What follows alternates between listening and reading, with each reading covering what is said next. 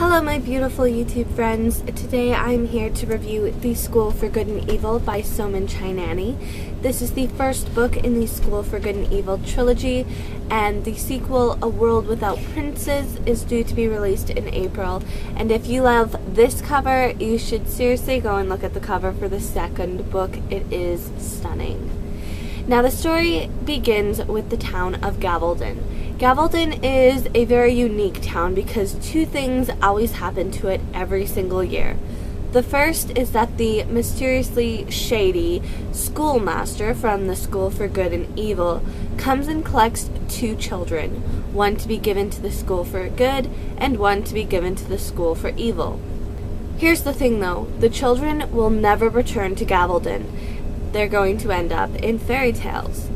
And that leads into the second thing that happens. A box is always mysteriously left at the front step of the local bookstore. And from there, people end up rushing to buy copies of the new fairy tales to see if anyone they know from the town has ended up in the fairy tale. Now, at the start of the story, we are introduced to Sophie, who looks like a princess. She has the long golden locks of hair, she loves to wear ball gowns and dresses, and she loves to wear pink. She even has the gorgeous looks, which she does beauty treatments for to keep looking pretty. The only thing is, her character is different from how she actually looks. Now, she actually is really excited for this night. She has been waiting for it her entire life. She knows that she is destined to end up at the School for Good. She decides to go and visit her charity case for the day, and that is Agatha, who is thought to be a witch. She wears black garb that is messy and dirty and not in the best condition. Her hair is unkempt, it's dark, and it's short and greasy. She has a black cat who, if that isn't enough, is extremely nasty and mean as well. And to top it all off, she lives in a cemetery. Sophie tells Agatha that she is extremely excited for tonight to be swept away by this mysterious schoolmaster and be taken to the School for Good, and she knows that it's going to be the best time of her life.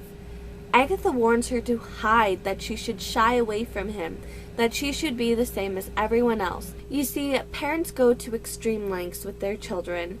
They'll put dirty, torn, messed clothes on them, tell them to walk with a limp, have them put things on their teeth so that they look disgusting, put mud all over them so they don't look pretty, and at the most extreme lengths, even cut their daughter's beautiful hair. Agatha knows that this is not a good thing, but Sophie will not be changed. And she even goes to the fact to state, well, we'll be happy together. You see, even Sophie believes that they are the perfect pair to be swept away from this world of Gavaldon. She believes that she is going to the School for Good, and Agatha is the best choice for the School for Evil. But when Sophie gets home, she's still planning to be swept away, and is shocked when she finds out that her father has barred her windows and is prepared to lock her in her room so she can't be swept away. Now, I'm going to stop there because I think it does add to that mystery element. And I would state, if you're planning on going into this, I wouldn't actually read the description that is actually on the front flap or given in a lot of places, just because of the fact that it does give more away to the story than the beginning of this book does, and it adds to that suspense and surprise.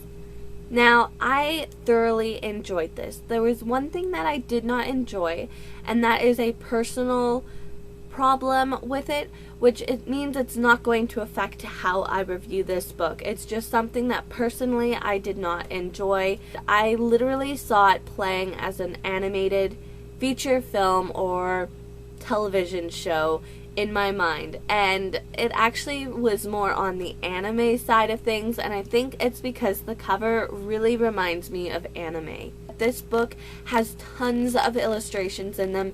They are absolutely gorgeous illustrations, and they really add to the story, and I thoroughly enjoyed them. It's one reason why I love middle grade. The illustrations add that extra element, that extra pull into the world, and in this book, The black and white illustrations are stunning. And you're even given a 2-page full color illustration of the School for Good and the School for Evil.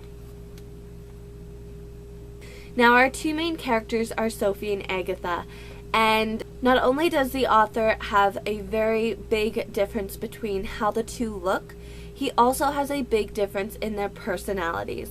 And I really like the fact that the author really did emphasize it quite well, that looks and personality are two separate things. And another character that plays a little more important is Tedros, and Tedros actually has some parts of the story told from his point of view, and I thought it really added to the story. He wasn't just this prince in the making. He was actually part of the story. You got to hear his thoughts and see how he reacted to things. Now Tedros is actually the son of King Arthur and Queen Guinevere. Yes, you heard that correctly. Not only in this story do we have children of princes and princesses from fairy tales, we also have children from villains from the fairy tales, from classic characters that we've grown up loving, such as Hook. We also have people from their legends or fables, such as the Arthurian legends. Now, the last character who isn't talked about a lot, but does play a bit of a main character part, is the, excuse the pun, shady schoolmaster. I actually was quite surprised with the twists and turns that went on with his character. It was amazingly done, and as much as I want to state that I didn't like his character, I do want to state that I thought that it was brilliantly written. There are a ton of passages in this book that you read and are just fully engrossed into the story because of the fact that it's beautifully written or it's beautifully described, and it just makes you fall away from here and now in this reality and fall into this story. If you guys love fairy tales and you love retellings and reimaginings, you will thoroughly enjoy this as well. Alright guys, for those of you who have read this book, let's discuss. The first thing I want to deal with is the fact that in the description it states that there was a mistake with Agatha going to the School for Good and Sophie going to the School for Evil, but I personally feel that the mistake is only in Sophie's mind. You see, Agatha's personality shines forth even though her outer appearance may look dirty and disgusting and very villainous. Sophie, on the other hand, is quite evil, and her personality matches what maybe Agatha's garb looks like.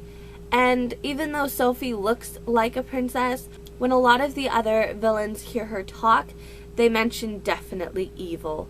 And when Agatha tries to go and do certain things or to get over to the School for Evil, she has to really work at being evil because that's not how she is. She's a very gentle, nice person.